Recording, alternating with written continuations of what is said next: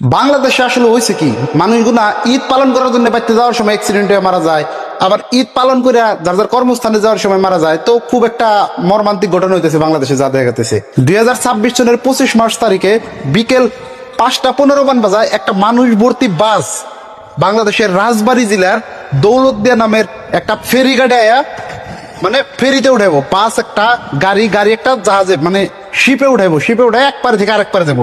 মানুষগুলো মানে ঈদ খাইয়া যার যার কর্মস্থানে যাওয়ার জন্য বাস দেওয়া হয়েছে। তো বাস কি করব, ফেরিতে ওইটা নদী পার হইয়া আরেক জায়গায় যাব। তো ওই সময় কি হয়েছে, বাসটা ব্রেক কন্ট্রোল নাই না কি হয়েছে, মানে যান্ত্রিক বিজুতি গলাবো, যদিও অ্যাক্সিডেন্ট হয়েছে। তো যান্ত্রিক বিজুতি করে কি হয়েছে, বাসটা ফেরির থেকে ডাইরেক্ট পইরা পানিতে পড়ে গেছে।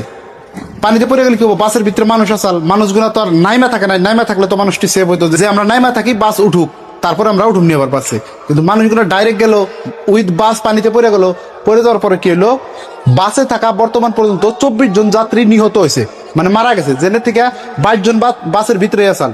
এই 22 জনের ভিতরে 11 জন মহিলা, 6 জন পুরুষ আর 5 জন ছোট ছোট বাচ্চা আছে। এটি উদ্ধার হয়েছে। তারপরেও আরো আছে, এটি এখনো নিখোঁজ হয়ে রয়েছে। কিছু মানুষ উদ্ধার হয়েছে। তো যে মানুষটা মারা গেল, মানে এই 24 জন মানুষ যে খবর পাওয়া গেছে, এটি মারা, এটি কনফার্ম মারা গেছে।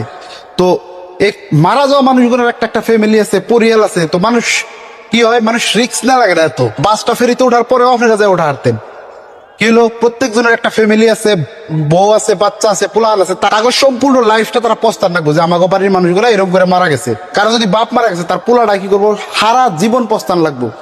তো এত তাড়াতাড়ি কে মানুষ এত ব্যস্ত হয়ে গেছে কেন দিকে?